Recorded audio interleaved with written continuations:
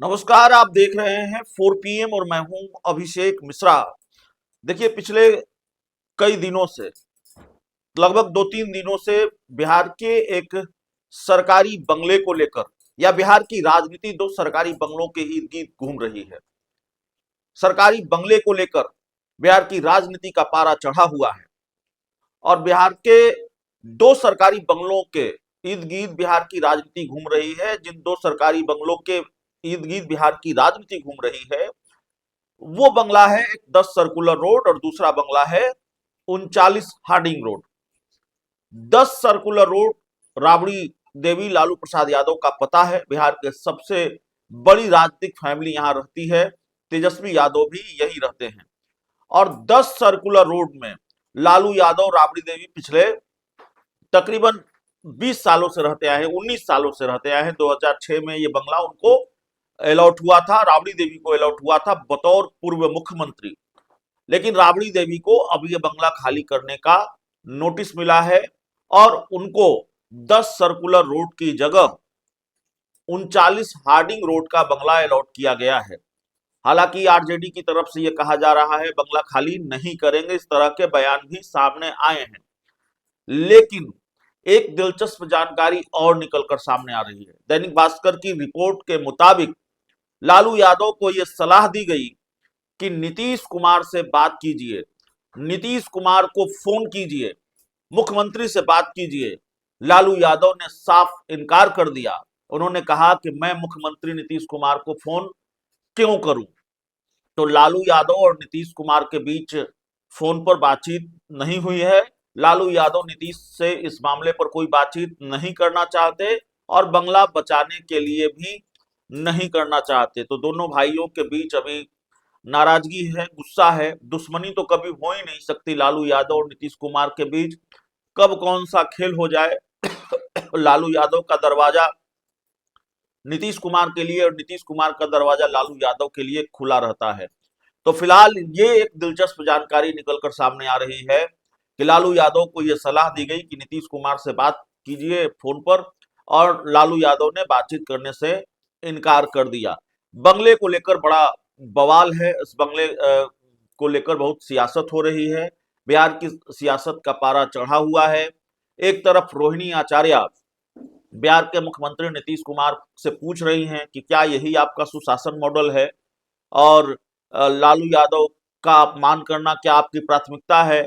अगर उनकी सेहत का आप ख्याल नहीं रख सकते तो कम से कम उनके राजनीतिक कद का तो ख्याल रखा होता। दूसरी तरफ जेडीयू कह रही है कि अब बंगले से मुंह कैसा, अब बंगला छोड़िए, अब बंगला खाली कीजिए। और सवाल यह भी उठ रहे हैं कि लालू प्रसाद राबड़ी देवी को ही बंगला खाली करने का आदेश क्यों मिला है। बतौर पूर्व मुख्यमंत्री जीतन राम मांझी के पास भी एक सरकारी बंगला है, क्या उनको भी नोटिस मिला है? मेरी जानकारी में नहीं है। क्या उनको भी मिला है कि बंगला खाली कीजिए? बतौर पूर्व मुख्यमंत्री वो भी स्टैंड रोड के बंगले में रह रहे हैं। नंबर मुझे ठीक से याद नहीं है। तो क्या जीतन राम मांझी भी बंगला खाली करेंगे? जीतन राम मांझी को भी बंगला खाली करने का नोटिस मिला? इस तरह के सवाल उठ रहे हैं।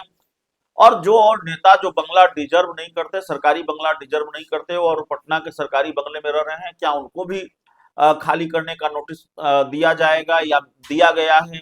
उनके बंगले भी खाली होंगे? ये सवाल उठ रहे हैं। तो खैर, बंगले को लेकर जो सियासत है वो पुरानी है। जो दैनिक भास्कर की रिपोर्ट है उसके मुताबिक लालू यादव के करीबियों ने उन्हें नीतीश कुमार से बात करने की सलाह दी। इस पर लालू यादव बोले, हमको बात नहीं करनी, जब उनको शर्म नहीं बची तो मैं क्यों फोन करूं। ये बात लालू यादव ने कही है। और लालू यादव वही शख्सियत हैं जिन्होंने एक बार स्वर्गीय रामविलास पासवान का बंगला बचाया था। रामविलास पासवान लोकसभा का चुनाव हार गए तो उनको राज्यसभा भेजा था। रामविलास पासवान 1990 में केंद्रीय मंत्री बनने के बाद दिल्ली के 12 जनपद में बंगला मिला था। 2009 में चुनाव हारने के बाद घर खाली करने की नौबत थी और रामविलास पासवान बंगला बचाने के लिए राजद सुप्रीमो लालू प्रसाद यादव के पास पहुंचे थे। उस समय लालू ने उनकी मदद की थी। अपने विधायकों की मदद से रामविलास को राज्यसभा भेज दिया और पासवान न केवल राज्यसभा पहुंचे बल्कि दिल्ली में अपना पसंदीदा आशियाना भी बचा लिया।